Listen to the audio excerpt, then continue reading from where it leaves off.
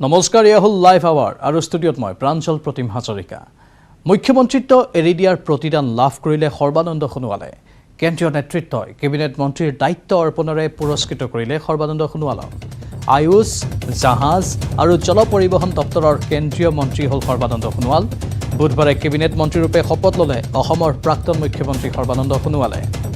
দ্বিতীয়বাৰৰ বাবে কেন্দ্ৰীয় মন্ত্ৰী হ'ল সোণোৱাল। পূৰ্বে কেন্দ্ৰীয় ৰাজ্যিক স্বতন্ত্ৰ মন্ত্ৰীৰূপে কাৰ্যনিৰ্বাহ কৰা সোণোৱালক কেবিনেট মন্ত্ৰীৰ গুৰু দায়িত্ব অৰ্পণ কৰিলে প্ৰধানমন্ত্ৰী নৰেন্দ্ৰ মোদীয়ে। শপত গ্ৰহণৰ পিছতে সংবাদমেল সম্বোধন কৰিলে সোণোৱালে। সংবাদমেলযোগে প্ৰধানমন্ত্ৰী তথা অসমবাসীক ধন্যবাদ জ্ঞাপন কৰে তেওঁ। কেন্দ্ৰীয় মন্ত্ৰীৰূপে অসমৰ উন্নয়নৰ হকে কাম কৰাৰ প্ৰতিশ্ৰুতি সৰ্বানন্দ সোণোৱালৰ।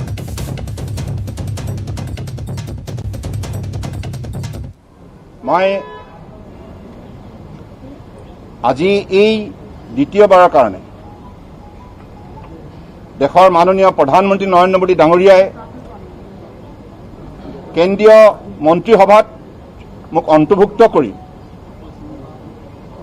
দেশ সেৱা কৰিবৰ কাৰণে যিখিনি সুযোগ দিলে তাৰ বাবে মই মাননীয় প্ৰধানমন্ত্ৰী ডাঙৰীয়াক আন্তৰিকতাৰে ধন্যবাদ জনাইছোঁ। লগতে গৃহমন্ত্ৰী অমিত শ্বাহ ডাঙৰীয়া আৰু ৰাষ্ট্ৰীয় অধ্যক্ষ জে.পি. নাড্ডা ডাঙৰীয়াও মই আন্তৰিকতাৰে ধন্যবাদ জনাইছোঁ। তেখেতসকলে মোৰ ওপৰত বিশ্বাস ৰাখি এই দায়িত্ব অৰ্পণ কৰাৰ বাবে সিদ্ধান্ত ল'লে আৰু মোৰ বাবেও এইটো এটা সৌভাগ্য বিষয় যে আগন্তুক দিনত মই নিশ্চিতভাৱে ভাৰতবৰ্ষৰ জনগণক নিষ্ঠাৰে সেৱা আগবঢ়াবৰ বাবে কাম কৰিব পাৰিম আৰু লগতে অসমৰ পৰম শ্ৰদ্ধাৰ বৰাক ব্ৰহ্মপুত্ৰ পাহাৰ ভৈয়ামৰ ৰাইজলৈ মই আন্তৰিকতাৰ শ্ৰদ্ধা আৰু কৃতজ্ঞতা জ্ঞাপন কৰিছোঁ। তেখেতসকলৰ আশীৰ্বাদৰ বাবে আজি এইবিলাক সম্ভৱ হৈছে। সকলো সময়তে অসমৰ ৰাইজে যোৱা দিনবিলাকত যেনেধৰণে সহায় কৰি আহিছে এই কথা মই কেতিয়াও পাহৰিব নোৱাৰোঁ। গতিকে আগন্তুক দিনত অসমৰ ৰাইজৰ লগতে সমগ্ৰ ভাৰতবৰ্ষৰ জনগণক নিষ্ঠাৰে সেৱা আগবঢ়াই যোৱাটো মোৰ এটা প্ৰধান দায়িত্ব আৰু কৰ্তব্য হ'ব। লগতে মাজুলীবাসী ৰাইজকো মই আন্তৰিকতাৰে আজি এই মুহূৰ্তত কৃতজ্ঞতাৰ শ্ৰদ্ধা জ্ঞাপন কৰিছোঁ। তেখেতসকলেও মোক সকলো সময়তে যিখিনি মৰম চেনেহ দেখুৱাই আহিছে তাৰ বাবে মই তেখেতসকলৰ ওচৰত চিৰকৃতজ্ঞ আৰু মই বিশ্বাস ৰাখিছোঁ যে অসম তথা উত্তৰ পূৰ্বাঞ্চলৰ ক্ষীপ্ৰ উন্নয়নৰ বাবে যোৱা দিনবিলাকত মাননীয় প্ৰধানমন্ত্ৰী নৰেন্দ্ৰ মোদী ডাঙৰীয়াই যি শক্তিশালী পদক্ষেপ লৈছে, গতিকে আগন্তুক দিনত তেখেতৰ যি সপোন ভাৰতবৰ্ষৰ ভিতৰত উত্তৰ পূৰ্বাঞ্চলক অন্যতম শক্তিশালী কেন্দ্ৰবিন্দু হিচাপে গঢ়ি তোলাৰ, সেই ক্ষেত্ৰতো নিশ্চিতভাৱে ইন্ধন যোগাবৰ বাবে ময়ো এটা সুযোগ লাভ কৰিছোঁ। আনফালে কেন্দ্ৰীয় মন্ত্ৰীৰূপে শপত লোৱাৰ পিছতেই সৰ্বানন্দ সোণোৱালৰ দিল্লীৰ বাসগৃহত উপস্থিত হ'ল অসমৰ মুখ্যমন্ত্ৰী হিমন্ত বিশ্ব শৰ্মা। দিল্লীত উপস্থিত হৈ সৰ্বানন্দ সোণোৱালক অভিনন্দন জ্ঞাপন কৰিলে মুখ্যমন্ত্ৰী ডক্টৰ হিমন্ত বিশ্ব শৰ্মাই। ফুলাম গামোচাৰে সোণোৱালক সম্বৰ্ধনা জনায় হিমন্ত বিশ্ব শৰ্মাই। মুখ্যমন্ত্ৰীৰ লগতে সোণোৱালক অভিনন্দন জ্ঞাপন কৰে কেন্দ্ৰীয় মন্ত্ৰী ৰামেশ্বৰ তেলীয়েও।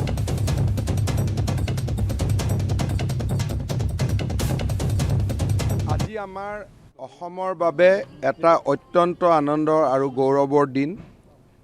বহুদিনৰ মূৰত কেন্দ্ৰীয় মন্ত্ৰীসভাত অসমৰ এগৰাকী প্ৰতিনিধি কেবিনেট মন্ত্ৰীৰূপে শপত ল'লে।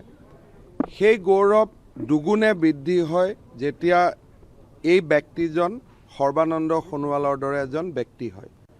মই অসমবাসী ৰাইজৰ হৈ প্ৰধানমন্ত্ৰী নৰেন্দ্ৰ মোদীক কৃতজ্ঞতা জনাইছোঁ যে আমাৰ সকলোৰে আদৰৰ নেতা আৰু অসমৰ প্ৰাক্তন মুখ্যমন্ত্ৰী সৰ্বানন্দ সোণোৱাল ডাঙৰীয়াক ভাৰত চৰকাৰত কেবিনেট মন্ত্ৰীৰ মৰ্যাদাৰে মন্ত্ৰিত্বৰ দায়িত্ব অৰ্পণ কৰাৰ বাবে।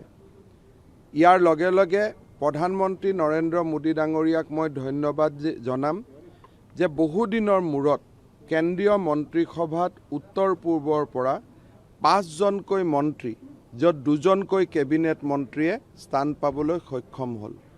অৰুণাচলৰ পৰা কিৰণ ৰিজিজু, ত্ৰিপুৰাৰ পৰা প্ৰতিমা ভৌমিক, মণিপুৰৰ পৰা RK সিং আৰু অসমৰ পৰা আগৰ পৰাই ৰামেশ্বৰ তেলী ডাঙৰীয়া আৰু সৰ্বানন্দ সোণোৱাল ডাঙৰীয়া, দুজনকৈ কেবিনেট মন্ত্ৰী, তিনিগৰাকীকৈ ৰাজ্যিক মন্ত্ৰী।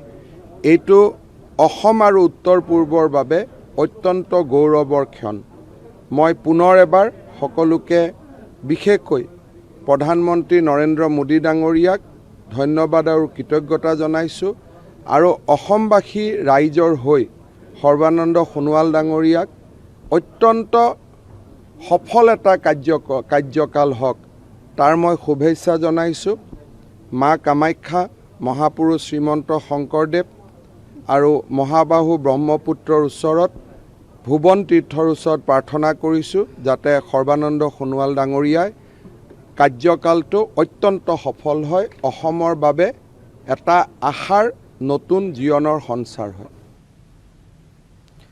ইফালে কেন্দ্ৰীয় নেতৃত্বৰ তোলাচনীত উঠিল ৰামেশ্বৰ তেলী। খাদ্য সংসাধনৰ ৰাজ্যিক মন্ত্ৰী তেলীক পদোন্নতি দিয়া হৈছে। সম্প্ৰসাৰিত মন্ত্ৰীসভাত পূৰ্বতকৈ বহু গুৰুত্বপূৰ্ণ দায়িত্ব অৰ্পণ কৰা হৈছে ৰামেশ্বৰ তেলীক।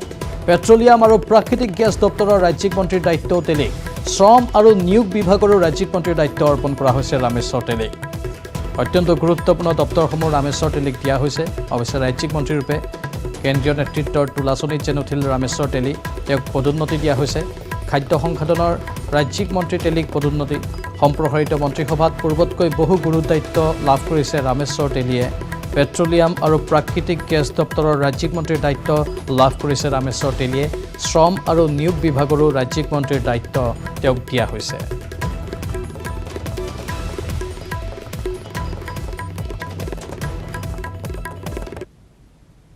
পৰৱৰ্তী বাতৰি। শোণিতপুৰ জিলাত সম্পূৰ্ণ লকডাউন। শোণিতপুৰত আজিৰে পৰা বলবৎ হোৱাকৈ বন্ধ হ'ল সকলো হাট বজাৰ। শোণিতপুৰত বন্ধ থাকিব গেলামালৰ দোকানো, বন্ধ থাকিব ফল মূল আৰু শাক পাচলিৰ দোকানো, বন্ধ থাকিব দুগ্ধজাত সামগ্ৰীৰ বিক্ৰী, গাখীৰৰ যোগানো, ব্যক্তিগত যান বাহনৰ চলাচলতো নিষেধাজ্ঞা। অৱশ্যে খোলা থাকিব কেৱল জৰুৰীকালীন সেৱা। শোণিতপুৰ জিলা প্ৰশাসনে জাৰি কৰিছে এই নিষেধাজ্ঞা। পুনৰ নিৰ্দেশ নিদিয়া পৰ্যন্ত বাহাল থাকিব এই নিষেধাজ্ঞা। কোভিড সংক্ৰমণ তাত কমা নাই, বৰঞ্চ বাঢ়িছে, যাৰ বাবেই এই নিষেধাজ্ঞা আৰোপ কৰা হৈছে। এতিয়াও জনসাধাৰণ সচেতন হোৱা নাই আৰু ভেকচিনেশ্যনৰ যিখিনি পৰ্যাপ্ত পৰিমাণত দিব লগা আছে সেইখিনিও দিব পৰা নাই চৰকাৰে, যাৰ ফলতেই কোভিড আক্ৰান্তৰ সংখ্যাও বৃদ্ধি পাই আছে। মুঠতে সামগ্ৰিকভাৱে সকলোৰে নিৰাপত্তাৰ ওপৰত দৃষ্টি ৰাখি এই পদক্ষেপ গ্ৰহণ কৰিছে প্ৰশাসনে।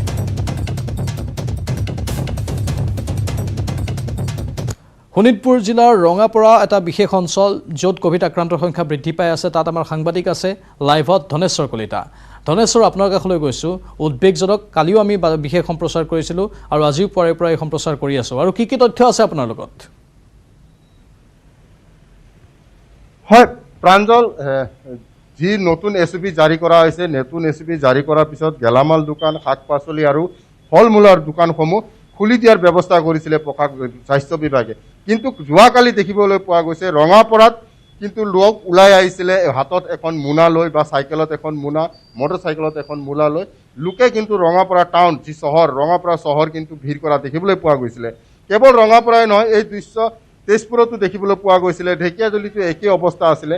ইয়াৰ পিছতে কিন্তু শোণিতপুৰ প্ৰশাসন কঠোৰ হৈছিল আৰু আজিৰ পৰা সকলো দোকান পাট সকলো বন্ধ কৰিছে। গেলামাল দোকানৰ পৰা আদি কৰি ফল মূল, শাক পাচলি সকলো দোকান তেওঁলোকে বন্ধ কৰি দিয়া হৈছে আজি জিলা প্ৰশাসনৰ ফালৰ পৰা।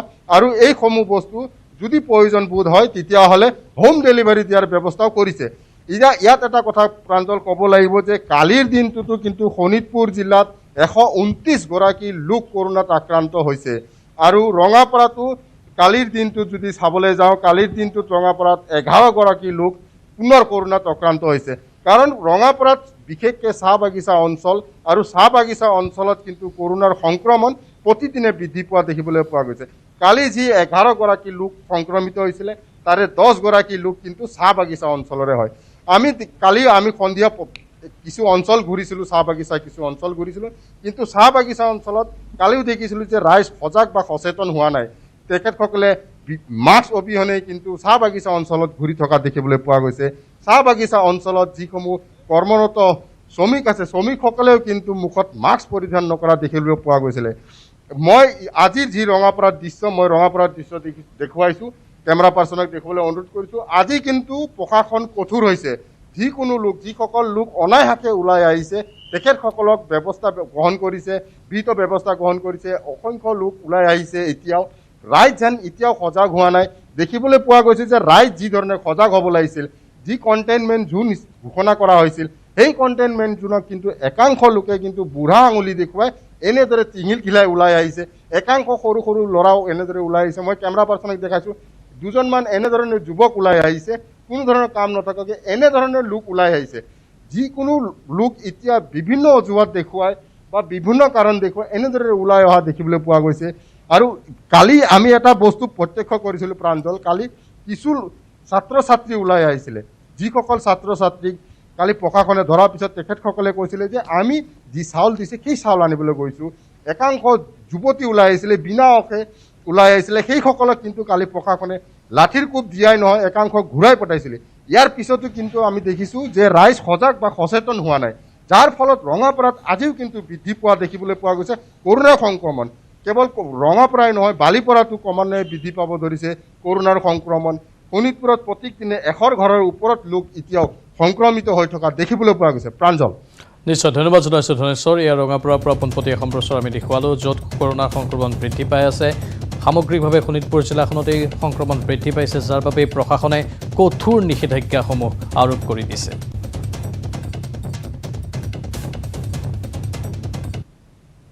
আৰু বাতৰি দেখিলে সময় চমু বাণিজ্যিক বিৰতিৰ স্ট্ৰং মানে জানেনে মাইথন স্ট্ৰং মানে মাইথন নিৰ্মাণৰ মানদণ্ড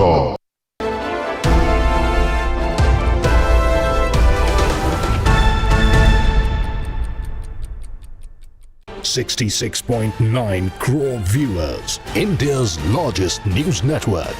News 18 Network.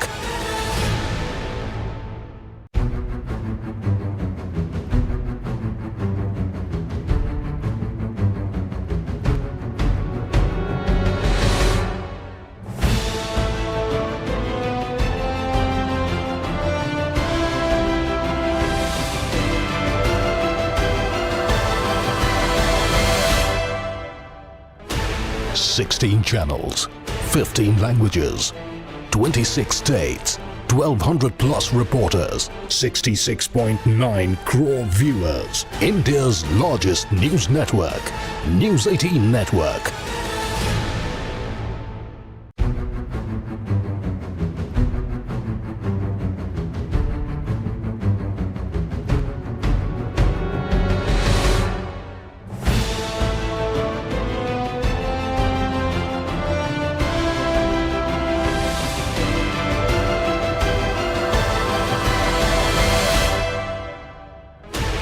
Sixteen channels, 15 languages, 26 states, 1,200 plus reporters, 66.9 crore viewers. India's largest news network, News 18 Network.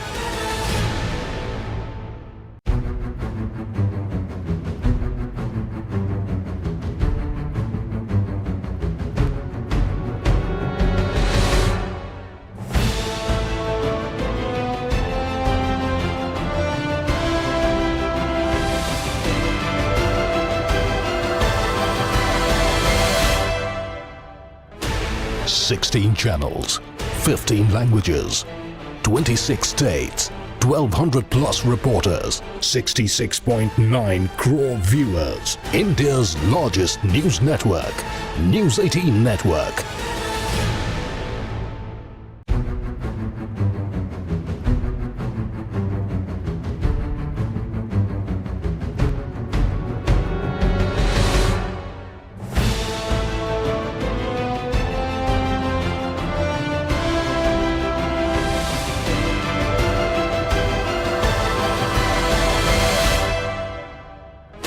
Sixteen channels, 15 languages, 26 states, 1,200 plus reporters, 66.9 crore viewers. India's largest news network, News 18 Network.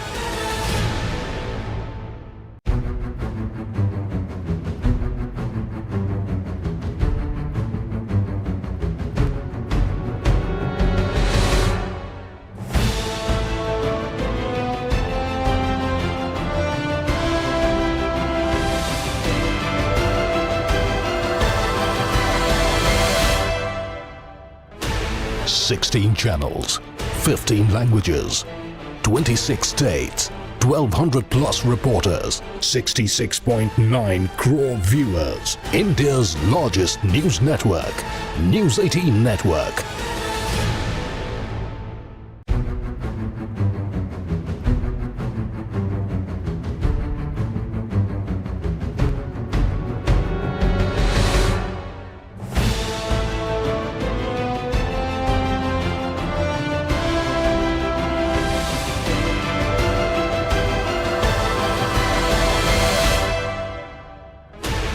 Sixteen channels, 15 languages, 26 states, 1,200 plus reporters, 66.9 crore viewers. India's largest news network, News 18 Network.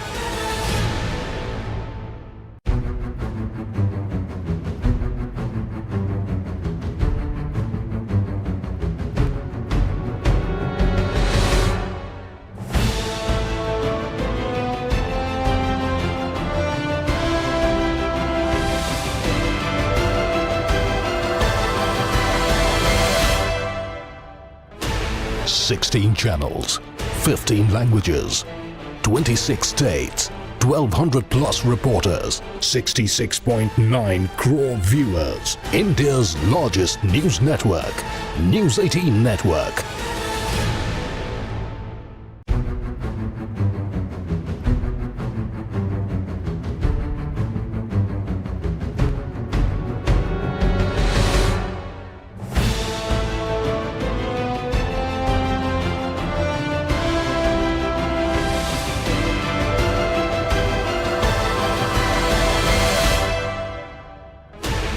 Sixteen channels, 15 languages, 26 states, 1,200 plus reporters, 66.9 crore viewers. India's largest news network, News 18 Network.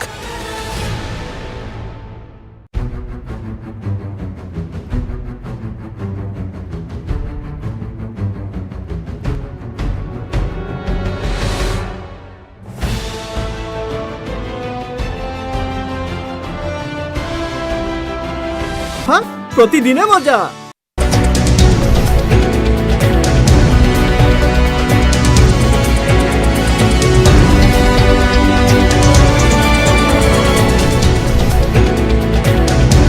News headline আগবঢ়াইছে পেট চফা আয়ুৰ্বেদিক চূৰণ। পেট চফা প্ৰতিদিনে মজা।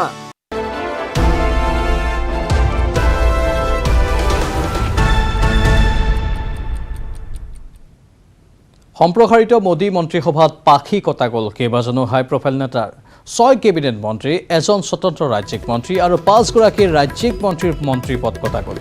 কেন্দ্ৰীয় স্বাস্থ্যমন্ত্ৰী হৰ্ষবৰ্ধনে হেৰুৱালে মন্ত্ৰিত্ব। কেন্দ্ৰীয় শিক্ষামন্ত্ৰী ৰমেশ পোখৰিয়াল নিশাংকয়ো তেওঁৰ পদ হেৰুৱাবলগীয়া হ'ল। কেন্দ্ৰীয় আইন আৰু যোগাযোগ মন্ত্ৰী ৰবিশংকৰ প্ৰসাদৰো মন্ত্ৰিত্ব কৰ্তন কৰা হ'ল। তথ্য আৰু সম্প্ৰচাৰ মন্ত্ৰী প্ৰকাশ জাভ্ৰেকাৰৰো মন্ত্ৰিত্ব কটা গ'ল। সদানন্দ গৌড়া, থাৱৰচন্দ গেহলতেও হেৰুৱালে মন্ত্ৰিত্ব। মহিলা আৰু শিশু কল্যাণ মন্ত্ৰী দেৱশ্ৰী চৌধুৰীৰো কটা গ'ল মন্ত্ৰিত্ব। সন্তোষ কুমাৰ গংগোৱাৰ, বাবুল সুপ্ৰিয়, ধোত্ৰে সঞ্জয় শ্যাম ৰাও, ৰতনলাল কাটাৰিয়া, প্ৰতাপ চন্দ্ৰ সাৰংগী এওঁলোকৰো মন্ত্ৰিত্ব কটা গ'ল। মুঠতে সম্প্ৰসাৰিত মোদী মন্ত্ৰীসভাৰ ফলত পাখি কটা গ'ল কেইবাজনো হাই প্ৰফাইল নেতাৰ। 6 কেবিনেট মন্ত্ৰী, এজন স্বতন্ত্ৰ ৰাজ্যিক মন্ত্ৰী আৰু 5গৰাকী ৰাজ্যিক মন্ত্ৰীৰ মন্ত্ৰীপদ কটা গ'ল।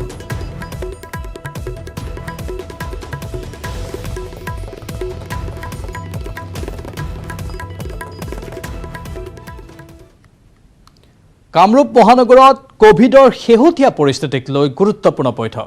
আজিৰে পৰা পূৰ্ণগতিত চলিব ভেকচিনেশ্যন। বুধবাৰৰ দিনটোত আহি পাইছে প্ৰায় 3 লাখ ভেকচিন। আন্তঃজিলা যাতায়াতৰ ক্ষেত্ৰত অধিক কঠোৰ হ'ব প্ৰশাসন। মহানগৰীত এতিয়াও ঘূৰি অহা নাই স্বাভাৱিক পৰিস্থিতি। মহানগৰীৰ প্ৰতিজন নাগৰিকক কোভিড বিধি মানি চলিবলৈ আহ্বান স্বাস্থ্যমন্ত্ৰী কেশৱ মহন্তৰ। বজাৰ হাটত ৰাইজক ভিৰ নকৰিবলৈ আহ্বান স্বাস্থ্যমন্ত্ৰীগৰাকীৰ। সান্ধ্য আইনৰ সময়ছোৱাত যিসকলে সান্ধ্য ভ্ৰমণ কৰিবলৈ ওলাই আহে তেওঁলোকৰ বিৰুদ্ধেও কঠোৰ হ'ব জিলা প্ৰশাসন। কামৰূপ মহানগৰত কোভিডৰ শেহতীয়া পৰিস্থিতিক লৈ গুৰুত্বপূৰ্ণ বৈঠক। আজিৰে পৰা পূৰ্ণগতিত চলিব ভেকচিনেশ্যন। বুধবাৰৰ দিনটোত আহি পাইছে প্ৰায় 3 লাখ ভেকচিন। আন্তঃজিলা যাতায়াতৰ ক্ষেত্ৰত অধিক কঠোৰ হ'ব প্ৰশাসন। মহানগৰীত এতিয়াও ঘূৰি অহা নাই স্বাভাৱিক পৰিস্থিতি। মহানগৰীৰ প্ৰতিজন নাগৰিকক কোভিড বিধি মানি চলিবলৈ আহ্বান স্বাস্থ্যমন্ত্ৰীৰ। ক্ষেত্ৰত এটা বিশেষভাৱে আজি পৰ্যালোচনা কৰিলোঁ। আমাৰ স্বাস্থ্য বিভাগৰ প্ৰিন্সিপাল ছেক্ৰেটাৰীৰ পৰা ধৰি সকলো বিষয়া আছিল আৰু উপায়ুক্ত, জইণ্ট কমিশ্যনাৰ, পুলিচ আৰু উপায়ুক্তৰ লগতে বাকী যিখিনি বিষয়া জিলাখনৰ সকলো আছিল। ইয়াত আমি দেখিছোঁ যে অকণমান ট্ৰেণ্ডটো যেনেধৰণে কমিব লাগে তেনেধৰণে কমা নাই। তাৰ কাৰণ কি সেই কথাখিনি আমি চালোঁ। ইয়াত এটা অলপ নতুন ট্ৰেণ্ড আহিছে, সেইটো অলপ চিন্তনীয়। আগতে কোনোবা এজন লোকৰ পজিটিভ হ'ল, তেওঁ কণ্টেক্ট ট্ৰেচিং কৰি গৈ চাওঁ যে তেওঁৰ পৰিয়ালত 2-3টা ওলাইছে, কিন্তু এতিয়া সেইটো ওলাইছে কিন্তু সেইটোৰ সংখ্যা কম। তাতকৈ নতুন মানুহৰ সংখ্যাটো অলপ বাঢ়িছে। এতিয়া নতুন যিটো সংক্ৰমণ হৈছে এইটো অলপ চিন্তা কৰিবলগীয়া। সেইকাৰণে আমি গোটেই বিষয়টো আৰু ইয়াৰ লগে লগে এতিয়া বাতৰিৰ পৰা বিদায় লৈছোঁ। নমস্কাৰ।